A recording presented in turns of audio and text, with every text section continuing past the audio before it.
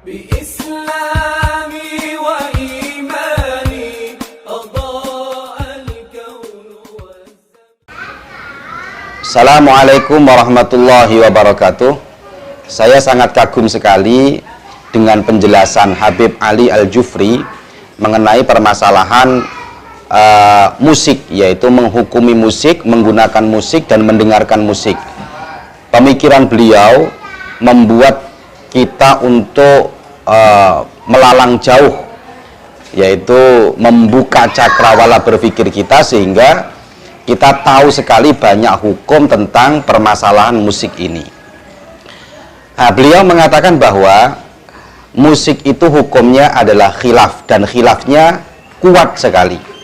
والخلاف بين العلماء حول سماع الآلات خلاف قوي معتبر بل بين الصحابة رضي الله عنهم وأرضاهم. Dan ternyata setelah saya lihat dari berbagai kitabnya para ulama, ternyata memang betul musik ini hukumnya khilaf, dan khilafnya sangat kuat sekali. Terbukti dalam kitab Al-Fiqhul Islami wa Adillatuh, di sana dikatakan qala al-Izz bin Abdissalam amal ud wal alat al-ma'rufah zawatul autar, bahwasanya musik-musik yang sudah kita dengar, alat-alat musik yang sudah kita dengar seperti gitar dan lain-lain sebagainya, fal masyhur minal madzahibil arba'ah an-nadharab bihi wasima'uhu haramun. Pendapat yang pertama, bahwa pendapat yang masyhur dari golongan madzhabul arba'ah, menggunakan musik, mendengarkan musik itu hukumnya haram. Artinya beliau menyampaikan secara jujur bahwa hukum musik ini khilaf, dan khilafnya sangat kuat. Kemudian ini pendapat yang pertama. Jadi pendapat yang pertama bahwasanya musik itu hukumnya haram, itu masyhur. Dan mungkin ini dipilih oleh banyak sekali para ulama. Kemudian wal ashah annahu minas shaghair. Pendapat yang ashah, musik itu adalah bagian daripada dosa-dosa kecil. Wa dhahabat ta'ifatun, lah ini yang dikutip oleh beliau, wa dhahabat ta'ifatun minas sahabah wat tabi'in wa minal a'immah al-mujtahidin ila jawazihi. Bahwasanya sebagian sahabat dan tabi'in dan imam-imam madhab kita, ada sebagian yang memperbolehkan musik itu sendiri. Itu artinya fatwa beliau yang mengatakan bahwa musik itu khilafnya adalah kuat, ini betul-betul diakui oleh para ulama.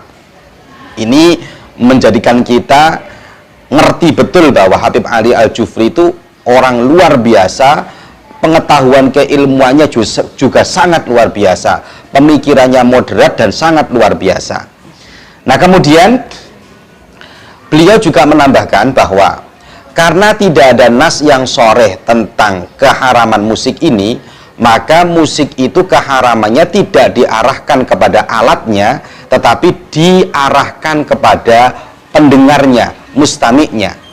بأن سماع الآلات لا يعود إلى ذات الآلات وإنما يعود إلى الأثر الذي تحدثه الآلة على المستمع. Nah, oleh karena itu, karena musik itu tidak diarahkan kepada alatnya, dan menurut beliau tidak ada satupun hadis yang mengatakan bahwa nas sharih yang mengatakan bahwa musik itu adalah haram alatnya, tetapi lebih kepada pendengarnya. Ini memang juga diakui oleh para ulama bahwa alat musik itu kan disebut dengan alatul malahi, alat yang dapat melalaikan seseorang untuk mengingat kepada Allah. Dia terlena sehingga kadang-kadang dia meninggalkan sholat, meninggalkan kewajiban-kewajiban yang lain.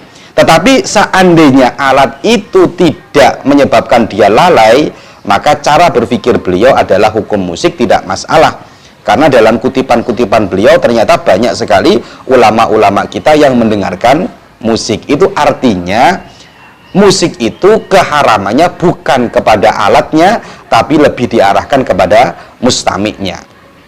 Kemudian asiknya beliau lagi, yaitu alasan para ulama dahulu. Jadi beliau riset, meneliti ini dari berbagai kitabnya para ulama. Alasan beliau mengharamkan musik itu dari apa? Jadi alasan para ulama-ulama kita dahulu mengharamkan musik itu dari apa? Ternyata beliau menerangkan bahwa alat-alat musik itu diharamkan karena identik, karena adalah syiar. Syiarnya siapa? Syiar syaribil khamri, orang-orang yang minum khamr. كان الغالب في عصورهم اقتران آلات الموسيقى مع الخمر ومع الممارسات الرذيلة فأصبح الأمر على ذلك. Setelah saya cek dalam berbagai kitabnya para ulama, salah satunya yaitu kitabnya Imam Nawawi yang berjudul Raudhatut Thalibin. Imam Nawawi termasuk orang yang mengharamkan musik. Raudhatut Thalibin juz 11 halaman 228, dan juga Asnal Mathalib karangannya Syekh Zakaria Al-Ansari juz 4 halaman 344. Ini memang keharaman musik ini diberi alasan. Alasannya adalah karena syiaru syaribil khamri. Saya bacakan kitabnya Imam Nawawi dalam Raudhatut Thalibin tadi itu.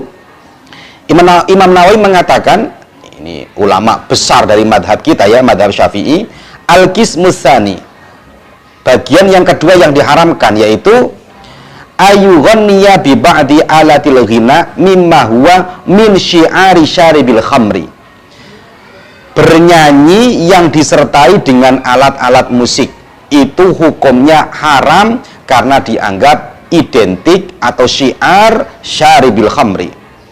Nah ini kalau kita melihat berarti zaman dulu memang musik ini adalah identik dengan orang-orang yang meminum khamr. Maka kata beliau, yahrumu isti'maluhu wa istima'uhu.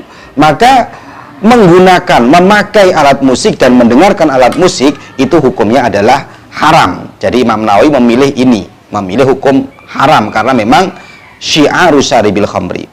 Lebih dari itu, Syekh Zakaria Al-Ansari dalam kitabnya Asnal Mathalib, beliau mengatakan mengutip dari hadis Imam Bukhari yang berbunyi la yakunanna fi ummati aqwamun yastahilunal hurra wal khamra wal harir wal ma'azif. Jadi arti secara globalnya adalah besok di akhir zaman akan ada segolongan umat yang menghalalkan zina, menghalalkan khamr, menghalalkan sutra, dan menghalalkan alat musik. Dari hadis ini Syekh Zakaria Al-Ansari ternyata memberikan alasan kenapa alat musik diharamkan, wali annaha tad'u ila syaribil khamri, karena musik itu akan menarik seseorang untuk meminum khamr. Berarti memang betul musik itu sebagaimana yang disampaikan oleh Habib Ali Al-Jufri, bahwa musik itu adalah bagian daripada identitas atau identik dari orang-orang yang meminum khamr. Karena meminum khamr itu hukumnya haram, maka Syekh Zakaria Al-Ansari memberikan sebuah alasan, wali anna tashabbuh bi ahlil ma'asi haramun. Sehingga karena itu adalah kemiripan orang-orang yang minum khamr, maka tashabbuh kepada ahli maksiat itu hukumnya adalah haram. Oleh karena itu, alasan beliau yang mengatakan bahwa khamr itu zaman dulu diharamkan karena ada identik, ada syiarnya ahli khamr, maka ini betul dan disampaikan oleh para ulama.